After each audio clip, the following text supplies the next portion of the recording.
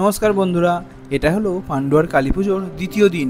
আমাদের কালী ঠাকুর দেখা তো শেষ হয়নি, তাই কি করব, দ্বিতীয় দিনে বেরিয়ে পড়লাম। আর বন্ধুরা, এখানে কেমন বাজনা বাজছে তোমরা একবার দেখো।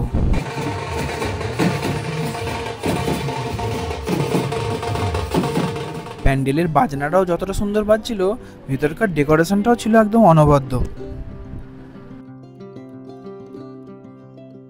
এইখানে ঠাকুরটা সত্যিই দুর্দান্ত করেছিল। আর জানো বন্ধুরা, দ্বিতীয় দিনকে ডিজে করেছিল।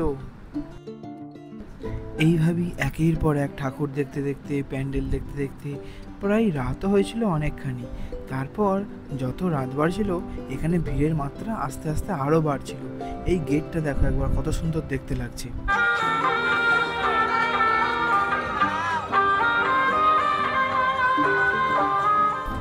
আর এই হলো কায়নাথ হাজি, পান্ডুয়ার সব থেকে বড় বিরিয়ানির দোকান।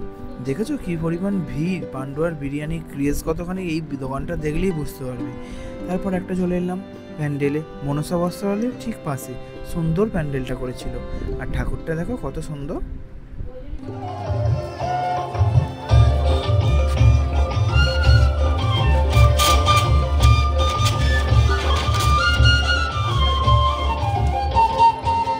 এইখানে কাকুটা দেখলে কত সুন্দর বাঁশি বাজাচ্ছে। তারপর চলে গেলাম আমরা আর একটা প্যান্ডেলে। সেখানকার প্যান্ডেলের ডেকোরেশনটাও খুব সুন্দর করেছিল, গামছা দিয়ে করেছিল।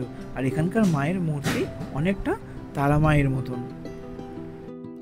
পান্ডুয়ার কালী পুজোটা সত্যিই এক বিরাট ঐতিহ্য বহন করে আমাদের পশ্চিমবঙ্গের মধ্যে। জানো বন্ধুরা, আমাদের এই পশ্চিমবঙ্গের মধ্যে দু জায়গায় সব থেকে বড় কালী পুজো হয়। সেটা হলো আমাদের এই হুগলি জেলার পান্ডুয়াতে, আর হচ্ছে বারাসাতে। তারপর আমরা ডিজে দেখতে দেখতে রেস্টুরেন্টে চলে এলাম। এখানে তন্দুরি রুটি আর চানা খেয়ে আমরা বাড়ি চলে এলাম। আর শেষকালে এখানে আমার ভাই শুভ কি করছে দেখো। আমার স্টোরেজ ভর্তি হয়ে গেল।